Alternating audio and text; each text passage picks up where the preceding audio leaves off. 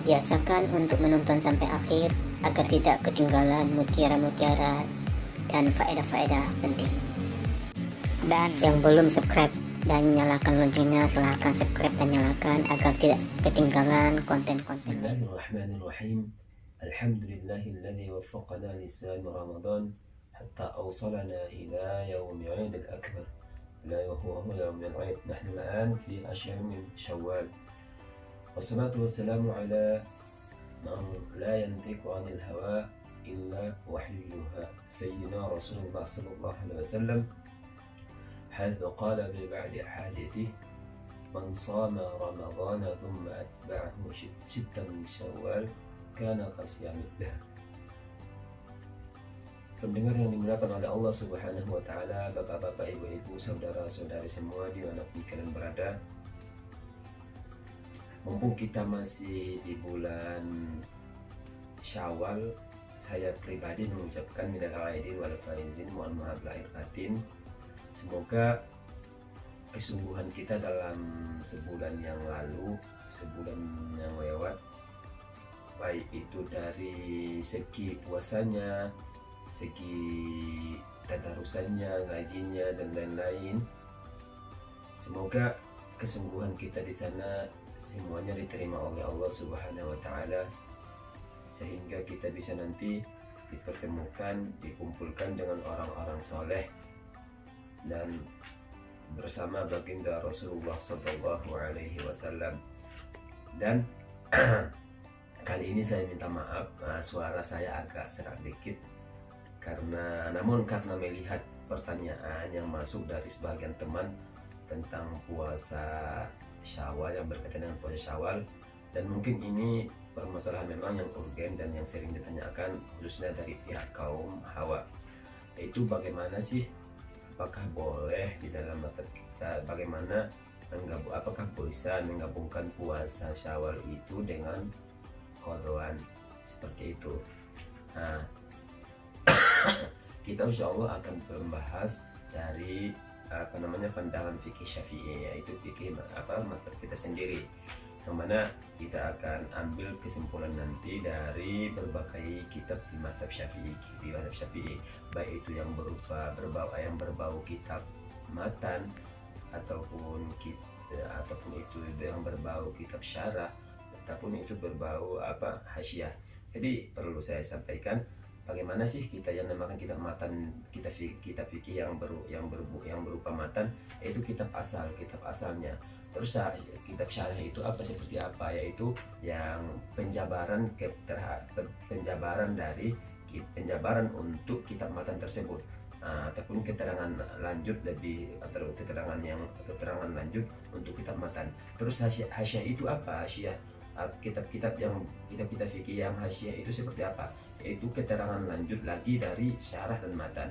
Jadi ada tiga tingkatan di kitab fikih itu ada tiga tingkatan. Ada kala itu berupa matan, ada kala itu berupa syarah, yaitu keterangan penjabaran terhadap kitab matan itu ada namanya hasyiah. Hasyiah ini keterangan lanjut dari matan dan syarah tersebut dan kitab syarah.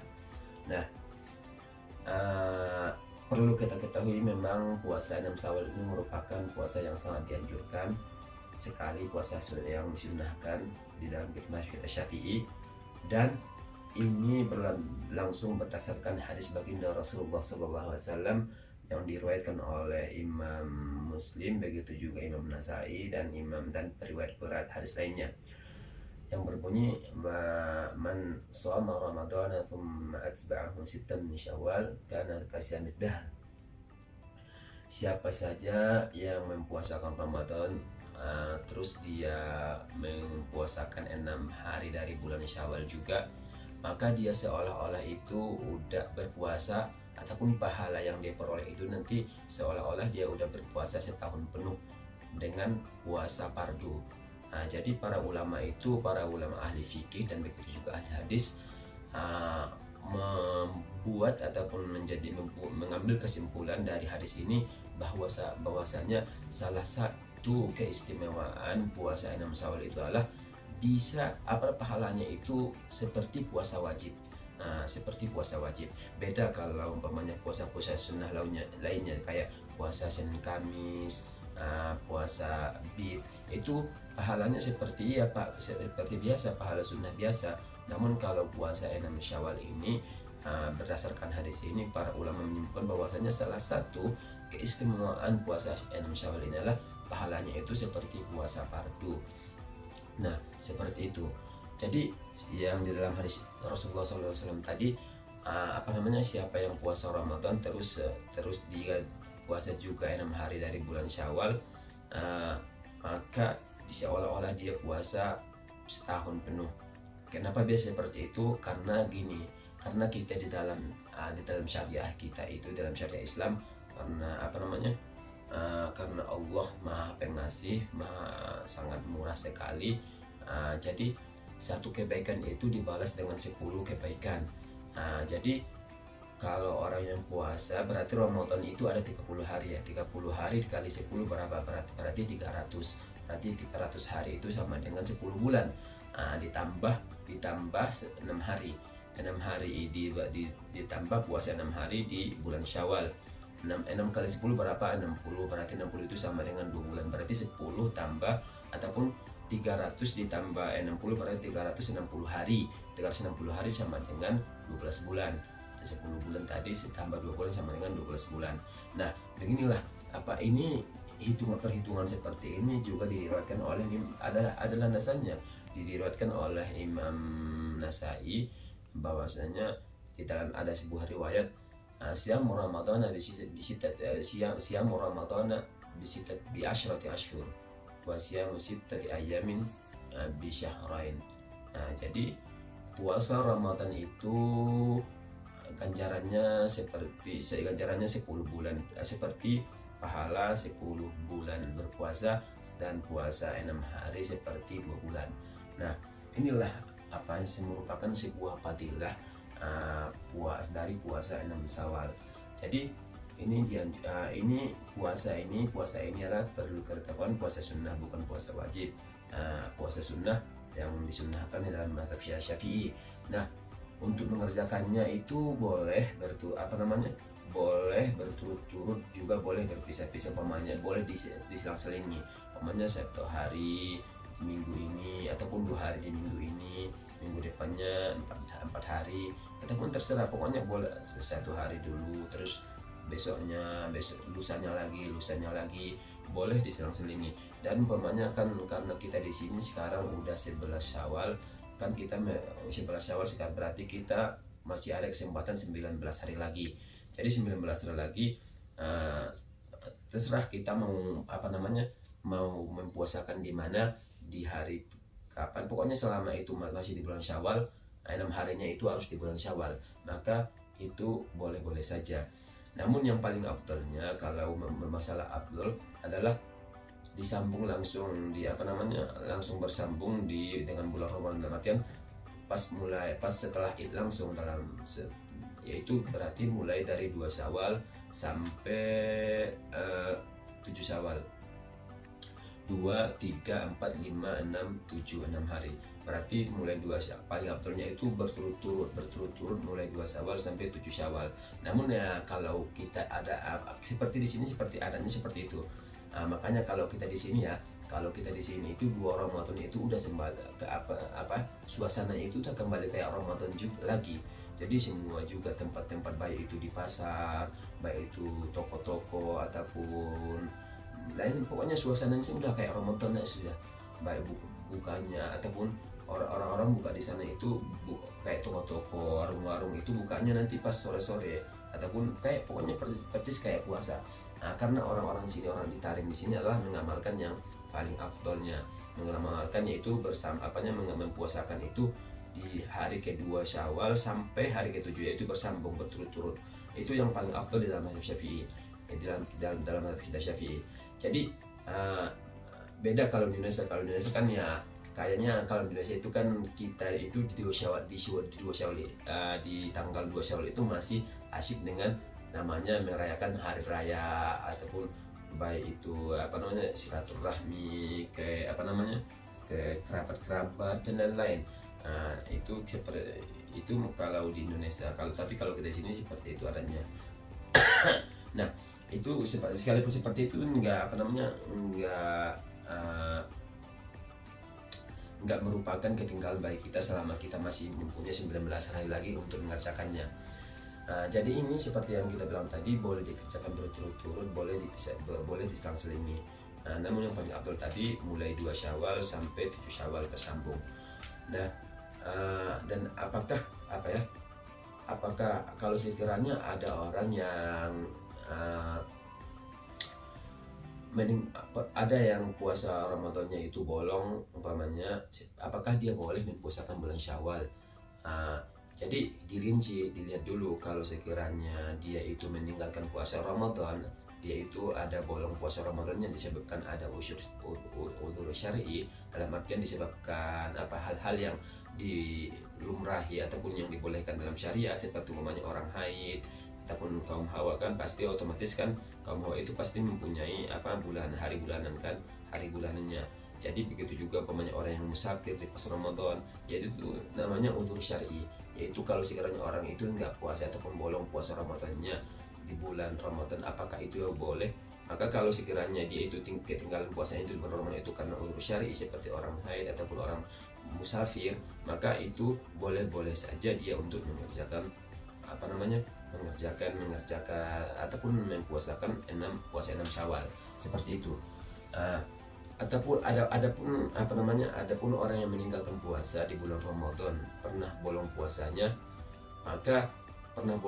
tapi tidak disebabkan udzur syar'i, namun tidak ada alasan yang dia itu meninggalkan puasa di bulan Ramadan bukan karena ada alasan yang diperbolehkan oleh syariat, maka dalam hal ini orang ini tidak boleh mempuasakan 6 Syawal sebelum dia mengqadha puasa tersebut. Kalau bahasa hukumnya adalah haram dia mempuasakan mempuasakan puasa 6 Syawal sebelum dia mengqadhanya. Namun kalau sekiranya tadi yang kalau umpamanya dia meninggalkan Ramadan, ada yang bolong dari puasa Ramadannya disebabkan udzur syar'i, maka apakah kita mendahulukan puasa Ramadan puasa mengqadha ataupun 6 Syawal. Jadi kalau kebolehannya boleh-boleh saja kita mempuasakan 6 Syawal baru kita mengqadha nanti, baru diqadha kalau sekiranya tadi kan kalau ketinggalan puasanya itu disebabkan udzur syar'i. Jadi kita boleh-boleh saja dulu mengerjakan puasa 6 Syawal, mumpung masih di bulan Syawal, baru diqadha. Namun paling afdolnya kalau sekiranya memungkinkan, kalau paling afdolnya itu kita lebih dianjurkan untuk bayar hutang dulu, mendahulukan yang baru, yaitu mengqadha dulu, lalu baru dikerjakan puasa 6 Syawal. Nah, seperti itu. Namun sekarang kita masuk kepada permasalahan yang dipertanyakan. Apakah bisa digabung mengqadha bulan Ramadan yang tinggal dengan puasa 6 Syawal? Dalam artian seseorang itu pengen mengqadha puasa di bulan Syawal ini sekaligus, apakah boleh? Nah, perlu kita ketahui bahwasanya puasa 6 Syawal itu mempunyai keistimewaan khusus, begitu juga puasa Ramadan. Jadi mempunyai ketentuan. Dan perlu kita bedakan antara pahala dengan kesunahan. Dalam artian kesunahan yang dimaksud di dalam hadis Rasulullah SAW tentang puasa Syawal itu seperti apa? Jadi kalau kita lihat di dalam mazhab Syafi'i itu Imam Khatib Syirbaini dalam kitab Mughni berkomentar tentang masalah ini. Jadi beliau bilang, kalau saya nggak berdapati orang menyebutkan bahwasanya bisa digabung antara dua puasa tersebut. Sampai sekarang tidak ada yang saya ketahui orang menyebutkannya, orang yang membahasnya. Dalam artian tidak bisa kalau menggabungkan tidak bisa, dalam artian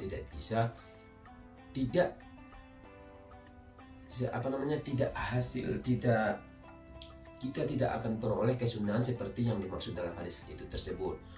Kalau pahalanya terdapat, umpamanya ada orang yang mengqadha puasa di bulan Syawal ini umpamanya ada 6 hari ataupun 7 hari. Jadi kalau puasa 6 Syawal, pahala puasa 6 Syawal itu tetap dapat. Tetap dapat. Yang dimaksud tadi, yang dimaksud Imam Khatib Syrbini itu. Jadi kalau pahalanya pahala seorang itu umpamanya menggabungkan qadhaan dengan puasa 6 Syawal itu pahala puasa 6 Syawalnya dapat. Pahala puasa 6 Syawalnya dapat. Namun kesunahan seperti yang dimaksud dalam hadis itu adalah tidak diperoleh seperti itu. Itu yang perlu kita kita garis bawahi. Begitu juga para fuqaha yang datang setelah yang hidup, ataupun para fuqaha yang generasi setelah Khatib Syrbini seperti kayak Ibnu Hajar, kayak Romli juga, beliau berpendapat seperti itu. Pokoknya banyaklah di antara para fuqaha mazhab Syafi'i mengatakan seperti itu. Jadi kalau pahalanya dapat. Pahalanya kalau sekiranya orang itu menggabungkan duanya itu pahala puasa 6 Syawal dapat, tapi kesunahan seperti yang dimaksud dalam hadis itu tidak dapat seperti itu. Jadi dari sini bagaimana paling afdol untuk mengerjakannya, paling afdolnya seperti apa? Kalau sekiranya memungkinkan berarti kita laksanakan dulu qadhaan, setelah itu baru puasa 6 Syawal. Jadi dibedakan puasa qadhaan dengan puasa 6 Syawal. Nah, seperti itu. Kalau sekiranya nggak memungkinkan mengqadha duluan, nggak memungkinkan, seperti yang kita sampaikan tadi, kalau sekiranya boleh, kalau sekiranya kita dengan mempuasakan puasa 6 Syawal dulu, ya nggak apa-apa, boleh saja. Kalau bisa, yang paling utama seperti yang dibilang ulama, jadi mengqadha dulu baru melaksanakan puasa 6 Syawal seperti itu. Ya, mungkin seperti ini kesimpulan yang perlu kita yang dapat saya sampaikan. Semoga bisa bermanfaat, dan semoga bagi semua teman-teman ataupun saudara, bapak-bapak, ibu-ibu yang belum sempat mempuasakan 6 Syawal, sekarang kita masih ada kesempatan 19 hari lagi. Sekarang kan kita berada di 11 Syawal. Semoga ini bisa bermanfaat bagi semuanya. Assalamualaikum warahmatullahi wabarakatuh.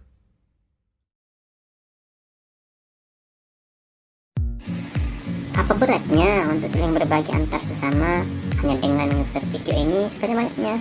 Jadi jangan lupa untuk di subscribe, di like, komen,